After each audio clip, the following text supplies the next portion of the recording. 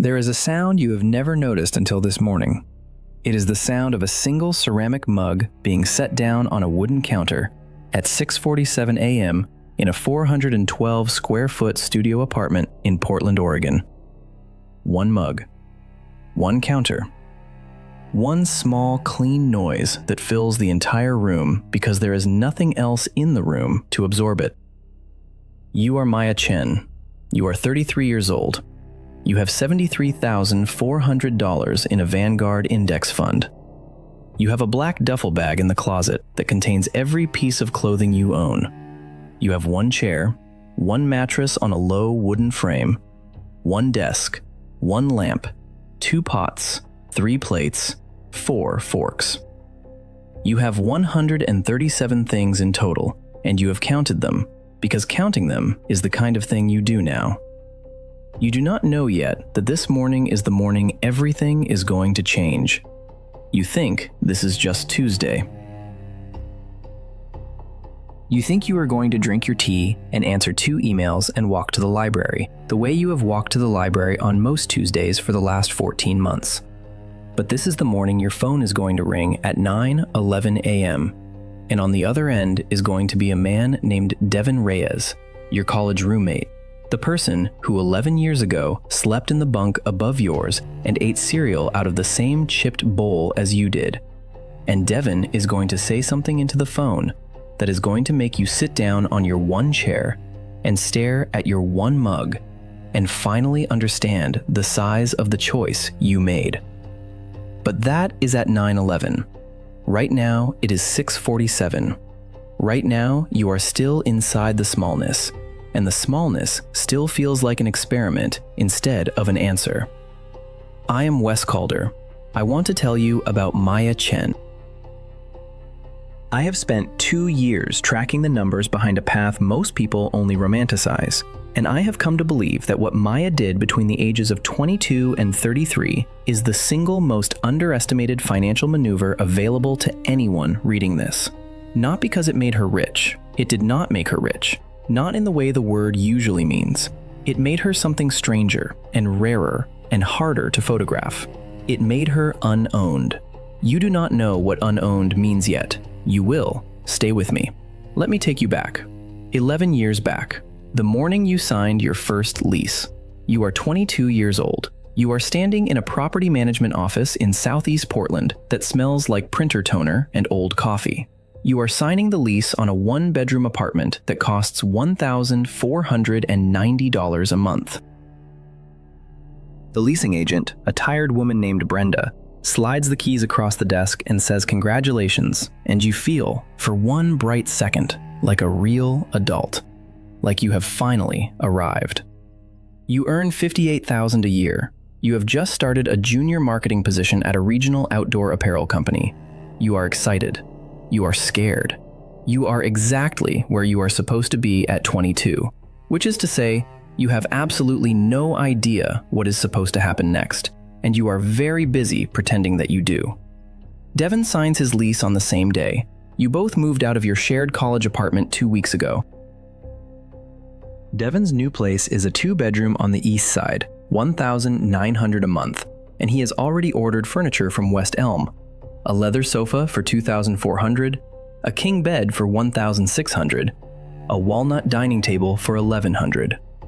He calls you on the phone the day his order ships, and he sounds, to your ear, like he has just done something brave. You buy a futon for $140 off a Craigslist ad. You buy a folding table for $30. You buy 2 plates and 1 pot. You move in with 3 suitcases and a backpack. The apartment echoes for the first 3 nights, and you cry a little on the second night, although you tell no one. This is your first level. This is where you start. You do not know it yet, but you have just made the only decision in this entire story that will not require a second decision later. Devon calls you that weekend. He tells you to come over. You go. The apartment smells like new leather and unburned wood. Devon's sofa has not been used yet. He is showing it to you the way someone shows a museum piece. He says, "Look at this, Maya." He says, "This is what we worked for." You nod. You sit on the sofa. The leather is cold. Devon brings you a glass of wine in a glass that costs more than your entire dish set. He says, "You should get something nice, you know. You earned this." You smile and say, "Yeah, soon." And on the bus ride home that night, you stare out the window at the glow of strip mall signs, and you feel a pinch in your chest that is not exactly envy and not exactly relief. You do not have a name for it yet. You will, eventually. 8 years from now, you will know exactly what to call it. But not tonight. Tonight, on the bus, you decide something quietly. You decide that you are going to wait. Not forever, just a little while. Just until you understand what you actually want. You promise yourself it is just for 6 months. It is going to last 11 years. The first thing nobody tells you about not buying things is that the world starts to behave strangely toward you. People begin to ask you questions you do not have polite answers to. Your sister Hannah comes to visit in the 3rd month. She walks into your 1-bedroom apartment with the futon and the folding table and the 2 plates, and she stands in the middle of the living room with her purse still on her shoulder, and she says, "Maya, when are you going to buy a couch?" You say, "I don't really need a couch." She says, "But it's a living room." You say, "Yes." She says, "But where do people sit?" You say, "On the futon." She says, "But only one person can sit on the futon." You say, "That is true." Anna leaves an hour later. She sends you a text message from the airport that says, "I love you. I just worry about you." You read the message 3 times. You realize that to your sister, the absence of a couch is not the absence of a couch. It is evidence of something deeper. Evidence that you are not okay. Evidence that you are failing in some way that is so obvious to her that she does not even need to name it. You buy a small gray love seat the next weekend for $300 off a marketplace listing. You hate it the moment it is in the room. It is too big. It eats the wall. You realize, sitting on it that first night, that you bought it for Hannah. You did not buy it for you. You bought it so that the next time someone walked into your apartment, the apartment would tell them a story about you that was easier to read than the truth. You learn something from the love seat. You learn that other people's expectations live inside your home, rent-free, until you evict them. 3 weeks later, you carry the love seat back down to the curb with a sign that says "free" on it. It is gone in 11 minutes. You stand at your window and watch a young couple load it into a pickup truck, and you feel something loosen in your chest that has been tight for almost a year. That night, you write down the number, $300, the cost of one piece of furniture you did not want, bought for one person who did not have to live with it. You write it in a small black notebook that you have started keeping. You title the page, "Tax I Paid to Look Normal." You do not know it yet, but that page is going to become the most important document in your financial life. This is your second level. This is the first illusion. The illusion is that the things you own are an extension of who you are. The illusion is that an empty room is a problem to be solved, instead of a space to be defended. You start to defend the space. You do something strange that fall. You start tracking every single dollar you spend. Not roughly, not in categories. Every dollar. You write it in a spreadsheet. Coffee, $2.75.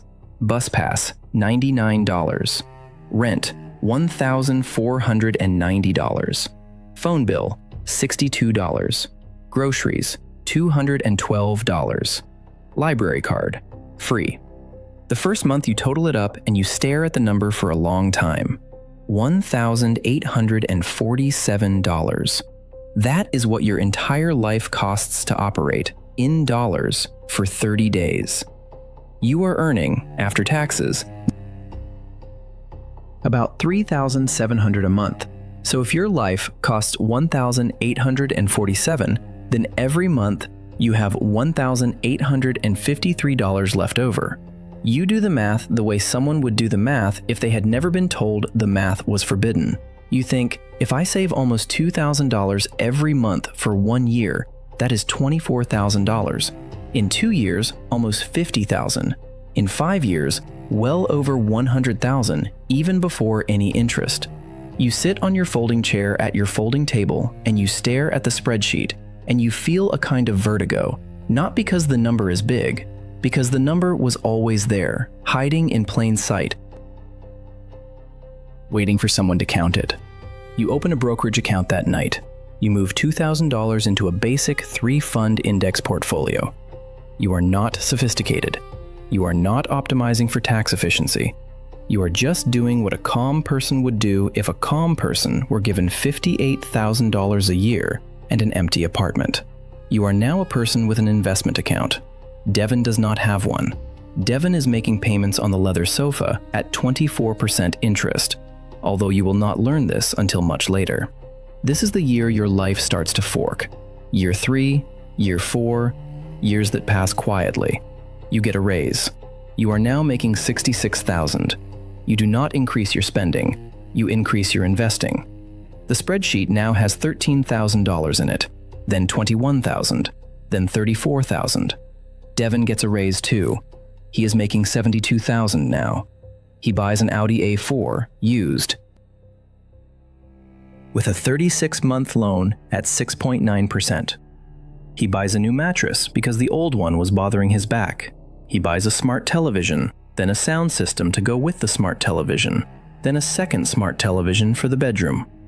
He also buys a real bed frame this time, with storage drawers underneath because, as he tells you over Sunday brunch, he is tired of looking at a mattress on the floor like he is 22 years old. You do not say anything. You eat your eggs. You leave a tip in cash, and you walk home and you write in your notebook.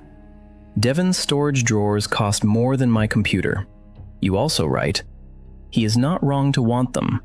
He is just paying full price for a kind of comfort that I have decided to find somewhere else. This is important. This is the part of the story most people get wrong when they try to tell it. Most people who tell minimalist stories make Devon the villain. Devon is not the villain. Devon is doing what almost every 26-year-old in his income bracket in his city is doing, which is purchasing a life that looks like the life that was advertised to him on every screen and billboard he saw between the ages of 15 and 25. Devon is not stupid. Devon is not weak. Devon is normal. You are the strange one. You are the one who is, very slowly, becoming a heretic. Year 4 is the year the cracks start to show. Not in your finances. Your finances are quiet and steady, and the spreadsheet is climbing, and the index fund is doing what index funds do, which is to say, it is going up most of the time, and down some of the time, and overall up. The cracks show up somewhere else. The cracks show up in your social life.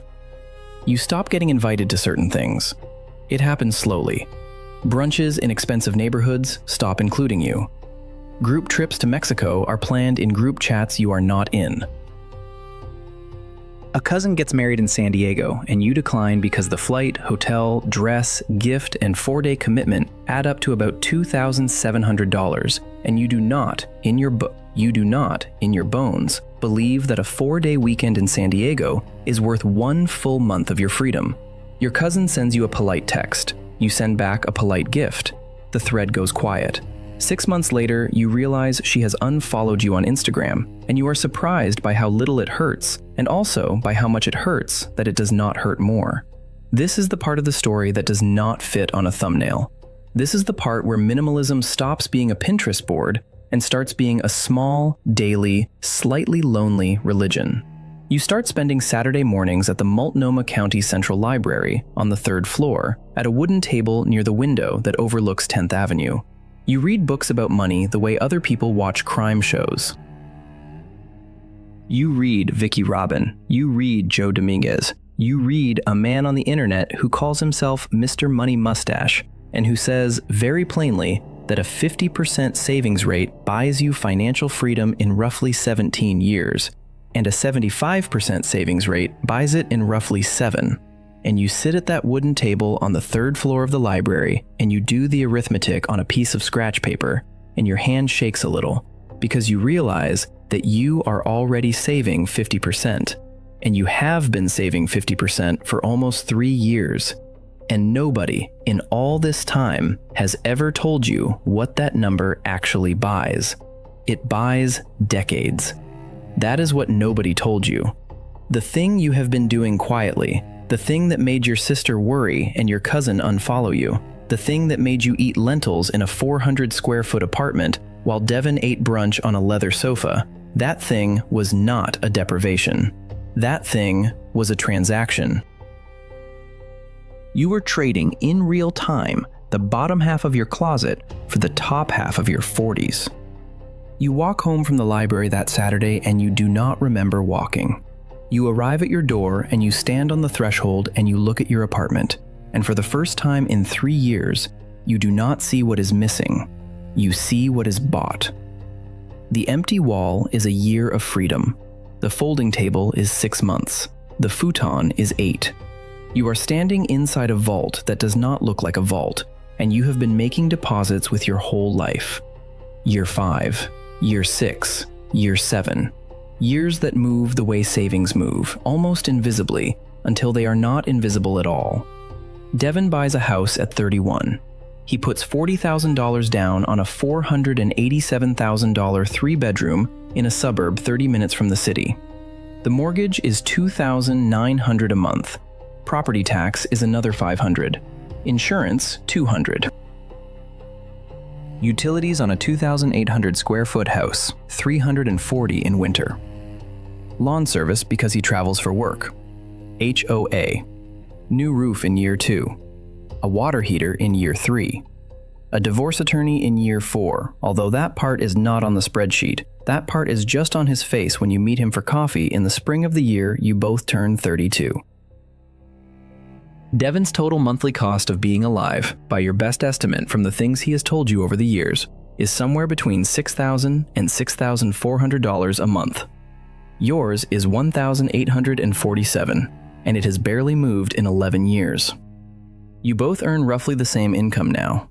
Devon makes a little more, actually. He has been promoted twice. He drives a nicer car. He owns more square footage than 3 of your neighbors combined. By every visible measure on every visible scoreboard, Devon is winning. By the only measure that actually counts, which is the gap between what you earn and what you spend, Devon is losing by a margin so large that it does not even register to him as a competition. Devon has $73,000 in credit card debt.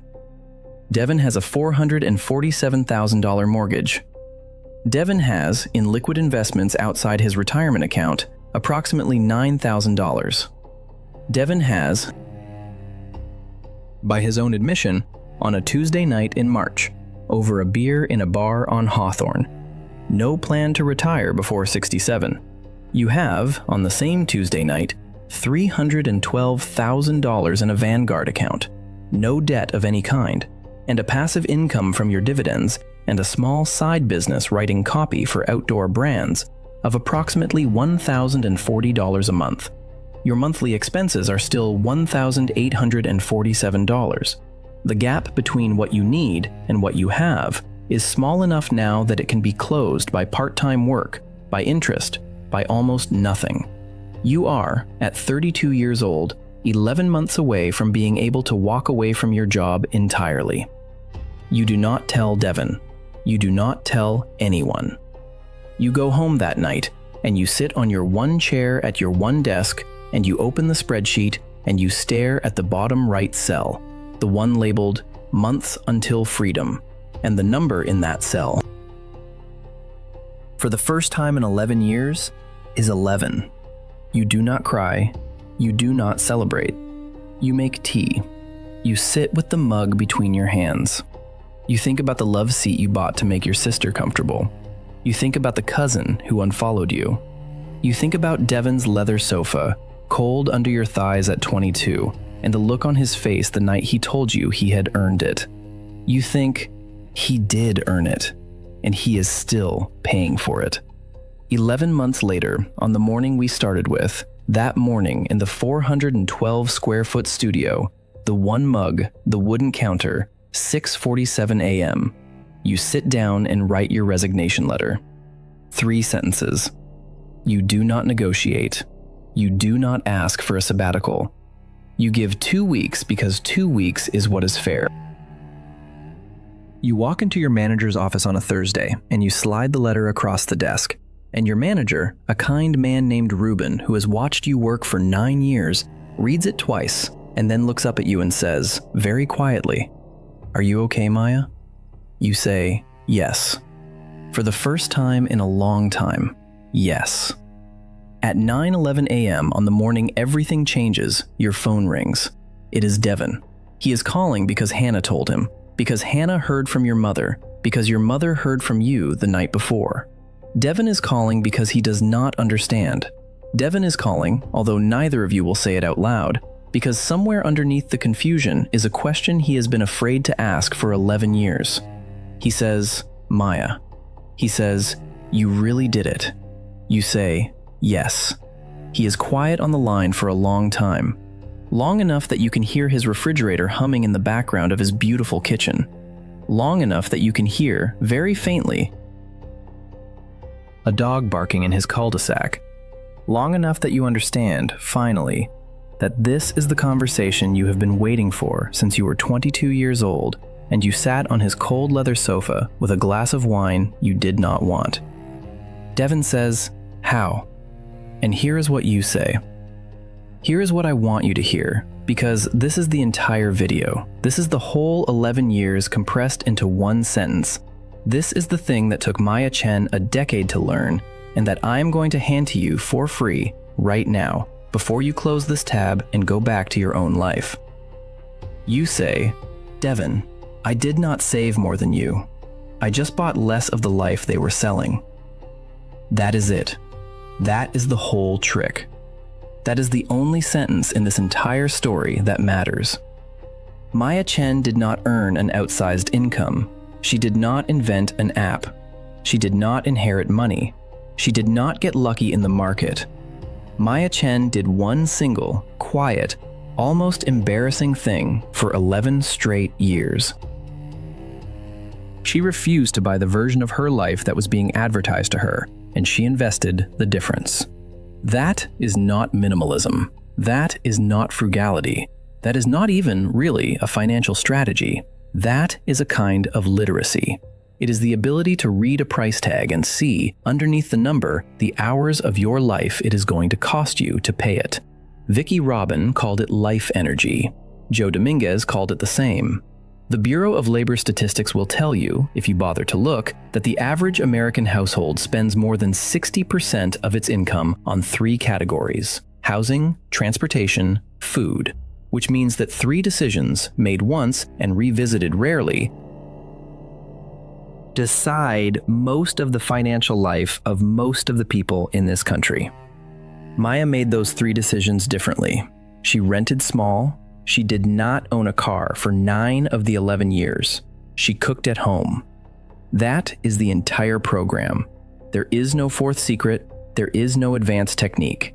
The Federal Reserve's most recent survey of consumer finances will confirm, if you look it up tonight, that most American households under the age of 40 carry more consumer debt than they hold in liquid savings, which means that the default path of your generation is, mathematically, a slow leak in a boat you do not own. Maya stopped bailing. Maya got off the boat. Maya built a smaller, drier, less impressive vessel, and she rowed it alone through 11 quiet years. And she came ashore at 33 with the rest of her life in her hands. Here is what I wish someone had told me at 22. The things you buy are not just things, they are bets.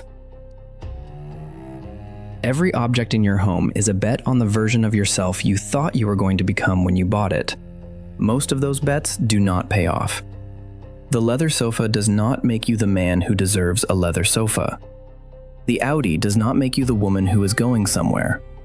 The 2-bedroom apartment, when there is only one of you, does not make you less alone. The bet does not pay. But the bill, a small clean room in a small clean life that costs almost nothing to operate and earns almost everything that matters. Less is not loss. Less is leverage. And now, finally, you know what to do with it. I am Wes Calder. In the next episode, I want to tell you the other side of this story. I want to tell you what happens to the Devons. I want to show you the math of the path most people take, the one that looks normal from the outside and feels normal from the inside. And I want to show you, in numbers, what it actually costs to spend 30 years buying a life you were told you wanted. It is not a horror story. It is worse than a horror story. It is a receipt. I will see you there.